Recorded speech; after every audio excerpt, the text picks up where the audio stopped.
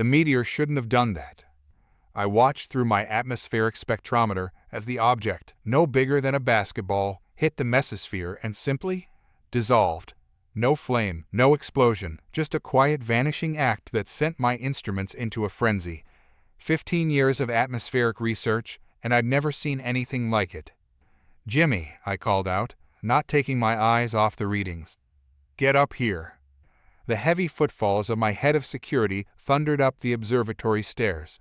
James Rodriguez, former Marine turned right-hand man, appeared at my side in his usual black tactical gear. "What's up, Doc?" he asked, the old joke never getting tired between us. "Look at these decay patterns." I pointed to the rapidly shifting graphs on my monitor. That object just hit our atmosphere and disappeared without any normal re-entry characteristics. No thermal signature, no debris pattern, nothing. It's like our air ate it. Jimmy leaned in, his cybernetic right arm whirring softly as he braced against my desk. "Reminds me of something I saw in Damascus before." He flexed his mechanical fingers, a tell I'd learned meant he was accessing uncomfortable memories. "Never mind. What's the composition analysis say?" I pulled up the spectral data, but the numbers made no sense. It's reading as some kind of silicon-based material, but the molecular structure is unlike anything in our database. And look at this dispersion pattern. I highlighted a section of the graph. It's not burning up. It's literally dissolving, like sugar in water. Could it be one of ours? Some classified sat breaking up? I shook my head. Too small, wrong orbit, and nothing we have uses this kind of material. A notification flashed on my screen. Hold up. The mass spectrometers finished its analysis of the particulate matter. The results made my blood run cold. The fragments contained microscopic structures too precise to be natural, too advanced to be human. As I zoomed in on the electron microscope feed, I saw what looked like circuitry etched at a scale that shouldn't be possible. "Doc?" Jimmy's voice had that edge to it, the one that usually preceded trouble. "Your face is doing that thing again." "What thing?" "The eye just discovered something I shouldn't have thing. Last time you looked like that, we had 3-letter agencies crawling all over the lab for a week." I swiveled my chair to face him. "Jimmy, this isn't just some random space debris. These are manufactured components, engineered at a molecular level, and our atmosphere is breaking them down like they're made of tissue paper." Jimmy's cybernetic arm twitched, servos whining. He grimaced, rolling his shoulder. "Been getting weird feedback all day. Think it could be related?" Before I could answer, our perimeter alerts lit up. Something big had just broken through the cloud cover above our facility, and it was coming down fast. "Get the containment protocols ready," I ordered, already moving toward the hazmat lockers. "And Jimmy, power down your arm, just in case." The object crashed into the empty field behind our lab with surprisingly little impact, like a stone dropping into sand.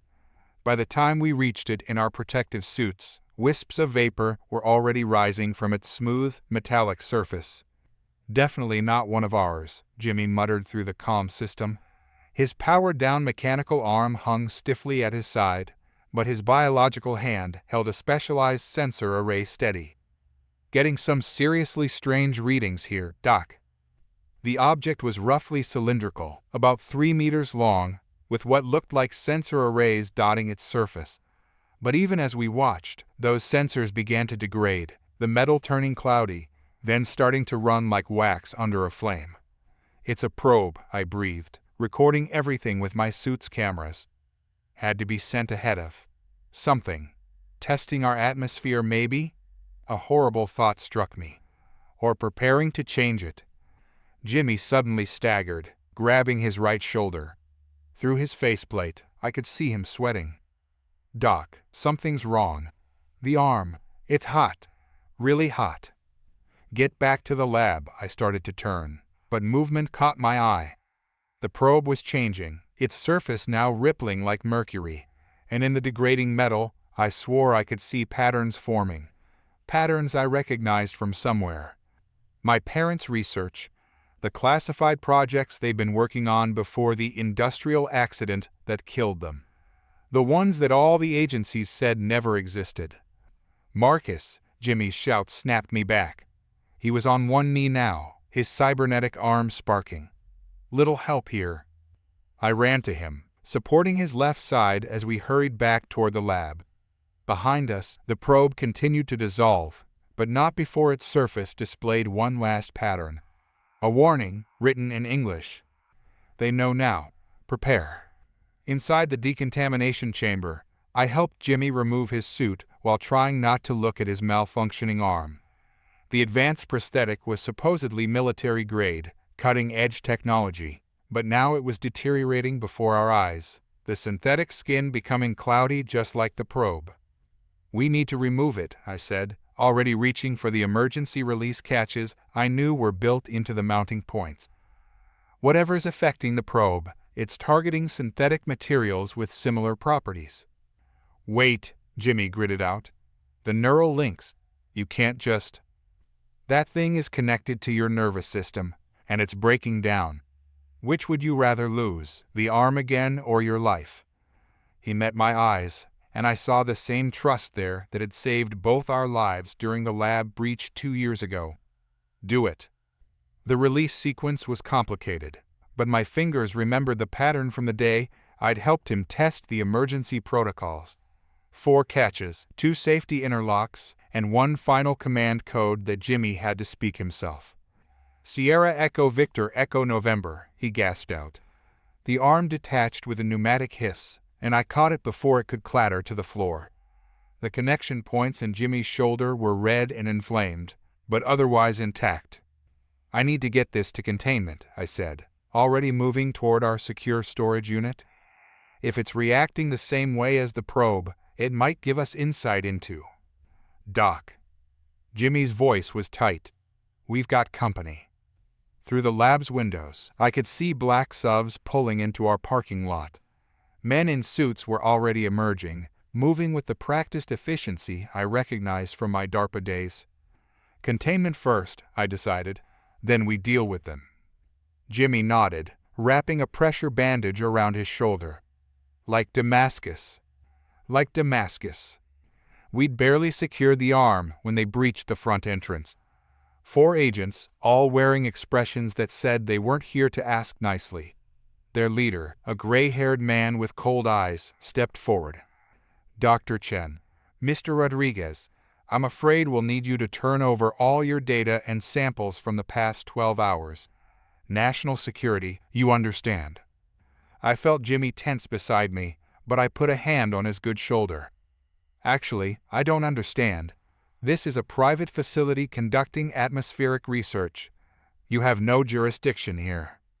"This isn't a request, Doctor. What you've witnessed today is classified at the highest levels. We've been tracking these incidents for months now. Your facility is now under government control." "Like my parents' facility?" The words came out before I could stop them. The agent's expression flickered, just for a moment, but it was enough. "What really happened to them?" "That's not relevant to—" "The hell it isn't." Jimmy took a step forward. "You know what we just saw out there? That probe? It's happening again, isn't it? Just like Damascus, just like what happened to his parents, and you're still trying to cover it up." The agent's hand moved toward his jacket, but I was already in motion. My fingers flew across the lab's central console, initiating the protocol I'd hoped I'd never have to use. "That's enough." The agent drew his weapon, but it was too late. Emergency containment shutters slammed down over all exits. Hazmat warnings began flashing as the lab's ventilation system reversed, creating negative pressure. And most importantly, the secure server began its data transfer protocols, sending everything we'd recorded to multiple offshore locations. "What are you doing?" the agent demanded. I smiled, thinking of all the failsafes my parents never got the chance to use. "Ensuring the truth gets out. You can take us in, classify everything in this lab, but the data's already gone, and if anything happens to us, it all goes public automatically. You don't understand what's at stake." "No, you don't understand." Earth's atmosphere dissolves their technology. That's why they haven't invaded openly, isn't it? They've been testing, probing, looking for a way around it. And instead of warning people, preparing defenses, you've been hiding it. How many more have to die for your secrets? The agent lowered his weapon slowly, his expression unreadable. After a long moment, he sighed. Your parents were right about you, Dr. Chen. They said you'd figure it out eventually. My heart skipped. What? They also said you'd do the right thing, even if it meant defying authority. That's why we've been watching you, waiting to see if you'd make the same discovery they did. He holstered his weapon. We're not here to silence you, Doctor. We're here to recruit you, both of you. Jimmy barked out a laugh. Right, because that's not suspicious at all. Damascus wasn't an accident, Mr. Rodriguez. Your encounter there, your arm. We've been preparing. Building a resistance using their own technology against them. But we're running out of time. As if to emphasize his point, alarms began blaring from my atmospheric monitoring station. Multiple objects were entering the atmosphere now, all exhibiting the same dissolution pattern we'd observed earlier. The agent's radio crackled. Sir, we're getting reports worldwide. They're not hiding anymore. I looked at Jimmy, saw the same determination in his face that I felt in my gut. Whatever game the agents were playing, whatever had really happened to my parents, one thing was clear. Earth was under attack, and we might be the only ones who understood why our atmosphere was our greatest weapon. All right, I said, beginning the containment shutdown sequence. Let's talk. Behind me, Jimmy cracked his neck. Just like Damascus? I smiled grimly. Worse. This time it's home. The agent nodded approvingly. Welcome to Project Atmosphere, gentlemen. Let's get to work before everything starts melting. I used to think the scariest sound in the world was the flat line of a heart monitor. Now I know better. It's the silence of a dead phone network, the absence of engine noise in a major city, the quiet panic of a world watching its technology dissolve. Status report, Agent Gray barked from the head of the emergency command center we'd established in my lab's basement. The same agent who'd recruited us yesterday now looked like he'd aged a decade. 90% of quantum computers worldwide are non-functional, one analyst reported. Conventional systems are showing increased failure rates, especially in areas with heavy atmospheric particulate concentration. Jimmy stood beside me, his remaining arm braced against the monitoring station. Where his cybernetic limb had been, a simple mechanical prosthetic now hung, low-tech enough to resist whatever was eating through advanced technology. Just like Damascus, he muttered. Remember what I told you about the sandstorm? I did. He'd finally shared the full story after we'd joined Project Atmosphere. How his unit had encountered something in the Syrian desert, something that made their equipment fail before it attacked. How he'd lost his arm defending his team, only to wake up with classified cybernetics and a head full of questions. The nanobots are evolving, I announced, drawing everyone's attention to my display. Look at the atmospheric samples from the last 6 hours. They're not just dissolving our technology anymore. They're rebuilding themselves using the raw materials. Like a virus, Jimmy added, adapting to survive in our atmosphere. Agent Gray's expression darkened. Your parents theorized this might happen, Dr. Chen. That's why they... He trailed off as alarms began blaring from multiple stations. We've lost Toronto, someone shouted. Complete technological breakdown. Hospitals are running on basic backup systems. Another analyst jumped in. Similar reports from Seoul, Mumbai, and London. The effect is spreading faster than projected. I stared at the global map, watching red zones of technological failure expand like spreading ink. The pattern seemed familiar somehow, reminiscent of... My parents' research wasn't just about atmospheric defense, was it? I turned to Agent Gray. Show me their full files. Now. He hesitated only briefly before nodding to an aide, who brought over a heavily secured laptop. Old tech, hardened against interference. The files it contained made my blood run cold. Project Atmosphere hadn't started as a defense program. It had begun as an investigation into why certain advanced technologies began failing mysteriously in the 1980s. My parents had discovered trace evidence of artificial manipulation in Earth's atmosphere dating back centuries. They were already here, I breathed. The probes, the tests, those weren't first contact. They've been trying to terraform our atmosphere for generations. Jimmy leaned in, his good hand tight on my shoulder. But why wait? Why not just invade? Because they couldn't. I scrolled through more documents, my parents' brilliant minds reaching out through time to show me the truth. Our atmosphere isn't just corrosive to their tech by accident. It was engineered to be that way. By humans, thousands of years ago. The room fell silent. On our monitors, more cities went dark as their advanced infrastructure crumbled. "That's impossible," Agent Gray said, but his tone lacked conviction. "Is it?" I pulled up my parents' final research notes, dated just days before their death. "Look at these chemical markers in the upper atmosphere. They're not random. They're maintained by a network of naturally occurring chemical reactions, a self-sustaining defense system created by someone who knew exactly what they were doing." "Ancient humans," Jimmy said slowly. "But how? We weren't always this dependent on technology." I was thinking out loud now, the pieces falling into place. What if our ancestors faced this threat before? What if they found a way to protect Earth by making our very air toxic to advanced artificial materials? But we developed technology anyway, an analyst pointed out. Yes, along a very specific path. Look at how our computer systems evolved. Silicon-based, but structured differently from the alien tech. Almost like we were guided by the atmospheric constraints without realizing it. A new alarm interrupted my theory. Jimmy's mechanical arm was the first to spot it, his remaining hand flying to the sensor controls. "Multiple impacts detected in the upper atmosphere," he reported. "But these aren't dissolving. They're merging with the nanobots already present." The main screen showed the horrifying truth. The alien nanobots weren't just adapting to survive in our atmosphere, they were changing it. They're trying to disable the defense system, I realized. That's what the Silicon Plague is really about. Not destroying our technology, but removing the protection our ancestors left us. Agent Gray was already on his secure line. "Get me the Secretary of Defense. We need to evacuate critical infrastructure to Hardened." His phone died mid-sentence. Around the room, more systems began failing as the changed atmosphere penetrated our shielding.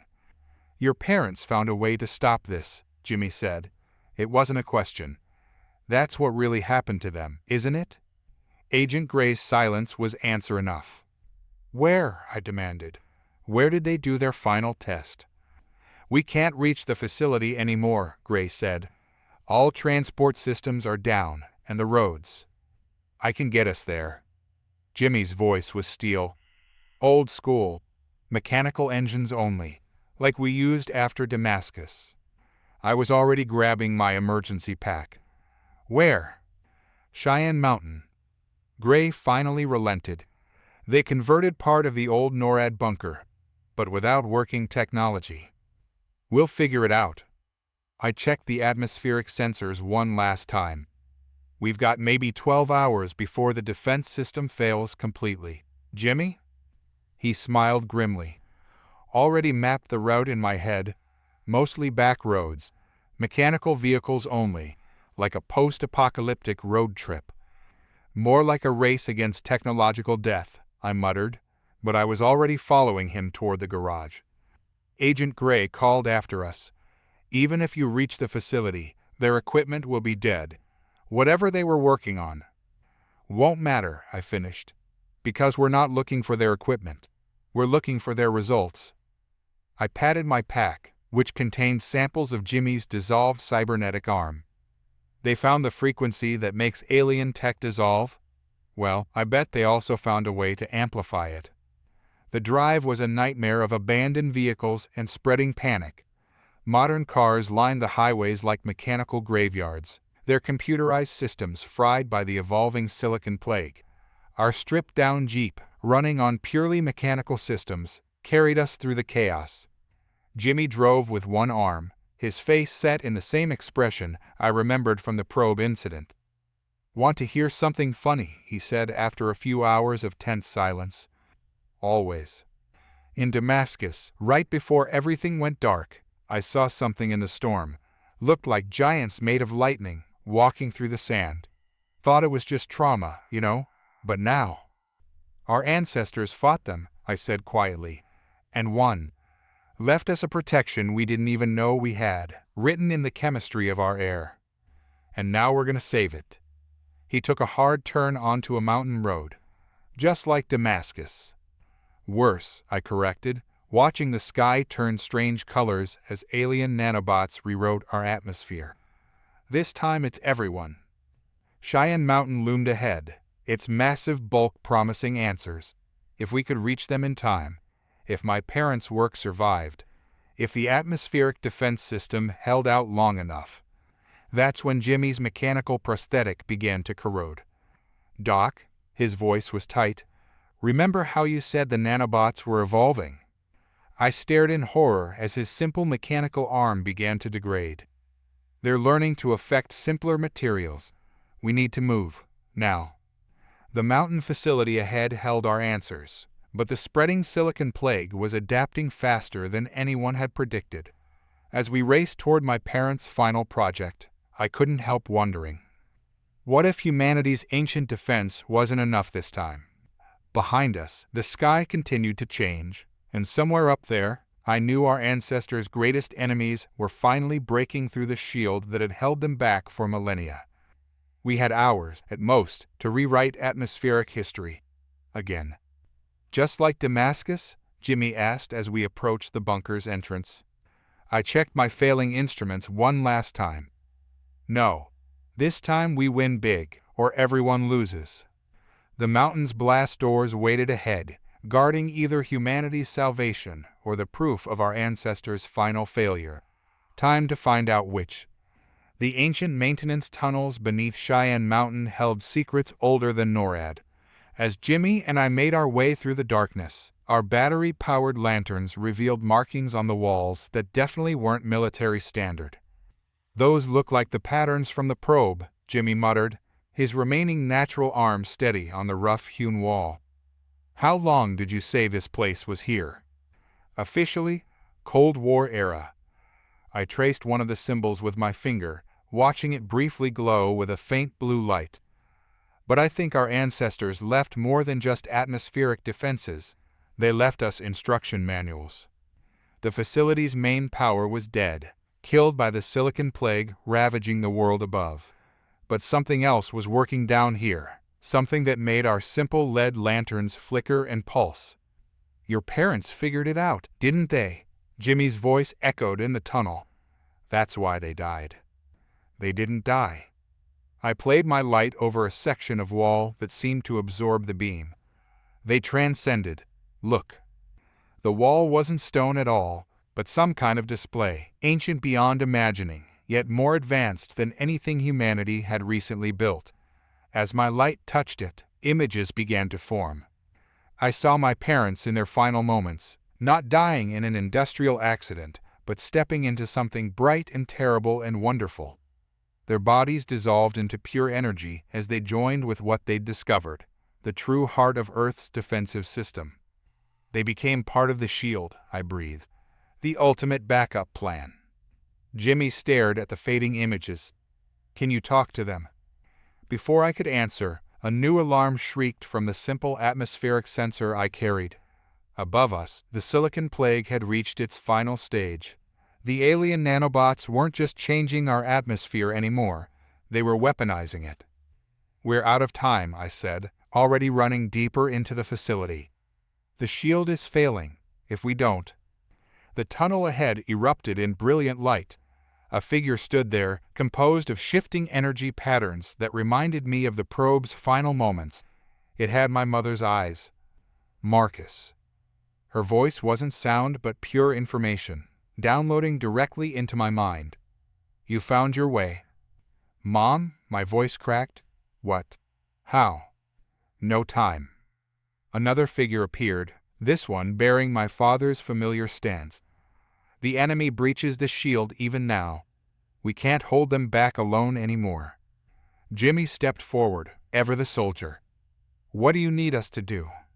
My parents' energy forms gestured, and the tunnel wall parted to reveal a chamber that hurt my eyes to look at. Inside stood a pillar of light that seemed to connect to somewhere impossibly far away. The core, my mother explained, where we wrote the original atmospheric formula. But the enemy has evolved. The old frequency isn't enough anymore. I pulled out the samples from Jimmy's dissolved cybernetic arm. That's why we brought this. The new dissolution pattern. Yes. My father's form pulsed with approval. But the price of upgrading the shield is high, just as we had to transcend to maintain it. Someone has to become the new frequency, I finished, finally understanding. Merge with the shield itself. Jimmy grabbed my shoulder. Marcus, no. There has to be another way. A massive tremor shook the mountain. Above us, the enemy was making their final push. The silicon plague had weakened Earth's atmospheric defense enough for their true forms to begin manifesting. There isn't time for another way, I said, already moving toward the pillar of light.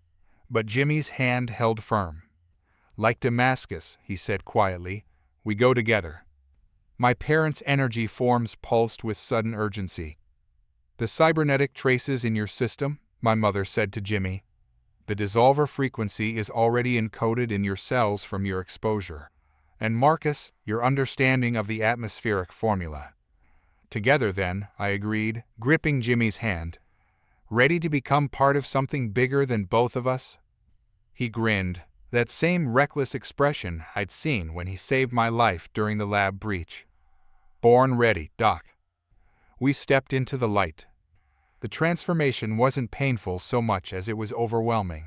I felt my consciousness expanding, merging with Jimmy's, with my parents, with the very atmosphere of Earth itself. We became aware of everything at once. We saw the enemy in their true form, vast beings of crystalline technology, their ships organic machines that had been probing Earth's defenses for millennia. We saw through time to the First War, when humanity's ancient ancestors developed the atmospheric shield as their final act before transcending to energy themselves. And we saw what we had to do. Our merged consciousness reached out through the atmosphere, riding the currents of wind and weather. We found the silicon plague nanobots and rewrote their programming with a thought, turning the enemy's own weapons against them. Above us, the invading fleet breached the upper atmosphere. Their organic ships began dissolving, but they pressed on, willing to sacrifice their technology to reach the surface. They had evolved too, developed shielding against the original frequency. But we weren't using the original frequency anymore. Like Damascus, Jimmy's consciousness pulsed within our merged form. But this time we have an entire planet as our weapon. We reached higher, pushing the new dissolution frequency through every layer of Earth's atmosphere. The enemy's ships didn't just dissolve now. They unraveled at the quantum level, their very atomic structure rejected by the air itself. The vast crystalline beings fought back, trying to force their way through gaps in the shield. One managed to touch down in the Siberian wilderness, its massive form cutting through clouds as it reached for the ground. We met it with hurricanes born of our will, storms charged with the same energy that now coursed through our transformed beings.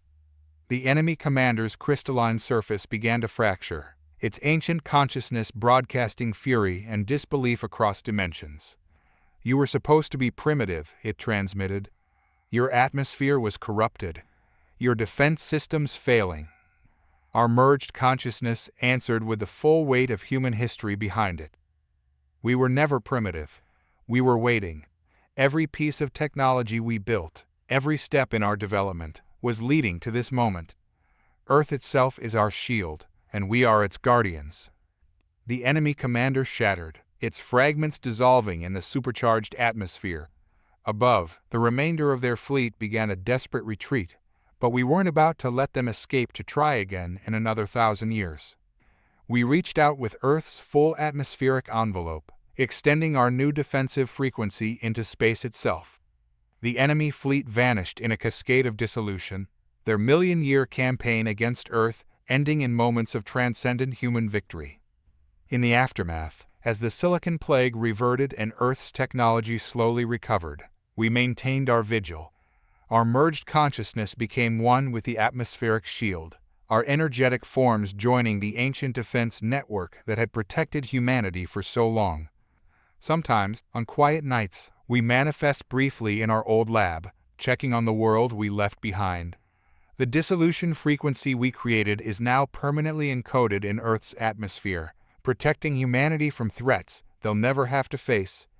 And if anyone examines the strange, glowing patterns that sometimes appear in the sky, they might notice they look a bit like a soldier's cybernetic arm merged with a scientist's final equations.